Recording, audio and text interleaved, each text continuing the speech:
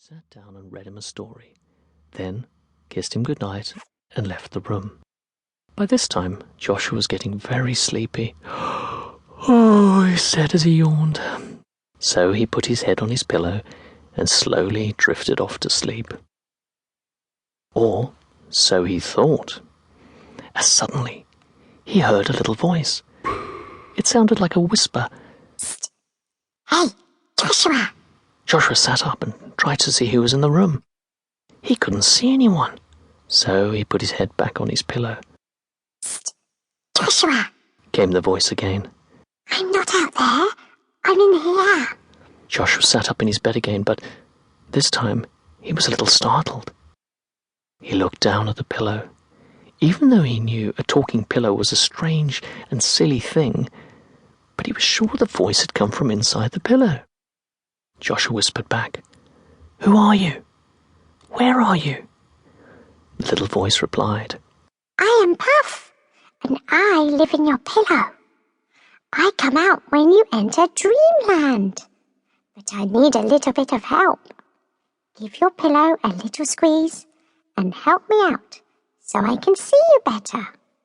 Joshua leaned forward and gave his pillow a little squeeze, just as Puff had asked him to.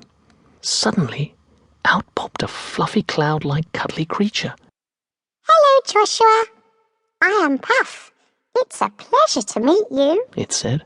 "Hello. Nice to meet you too," replied Josh. Puff was a very polite creature and liked polite children. He thought that good manners were very important, so he held out his hand to shake Josh's hand, which is the polite thing to do when you meet someone for the first time. "I'm sorry," said Josh. "I can't shake your hand, because I'm not feeling well, and I don't want you to catch my bug." "That's a shame," said Puff. "Perhaps you should go to see the doctor." "That's what my mum said," Joshua explained. "I really don't want to go, though. Doctors are scary. They put horrible things in children's mouths and they stick needles into their arms." "But if you don't go to see your doctor, you won't be able to go to the zoo with your school friends," said Puff. "How do you know about that?" asked Joshua.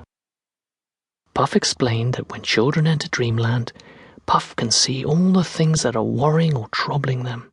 "It would be a shame for you to miss your school trip, so I am going to help you," said Puff confidently to Joshua.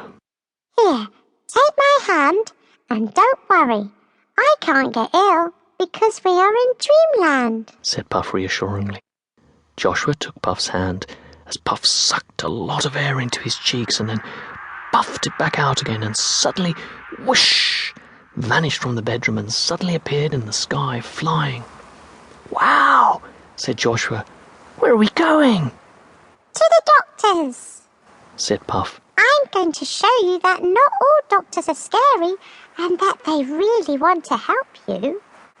They landed at Joshua's doctor's surgery, where they could see lots of old and young people waiting to be seen by the doctor. Some had problems with their arms and legs, whilst others were suffering from very bad colds because they were coughing and sneezing all the time. Puff leant over to Joshua and whispered in his ear, "Do you see that little girl over there?" pointing at a small girl who was wearing a pink dress.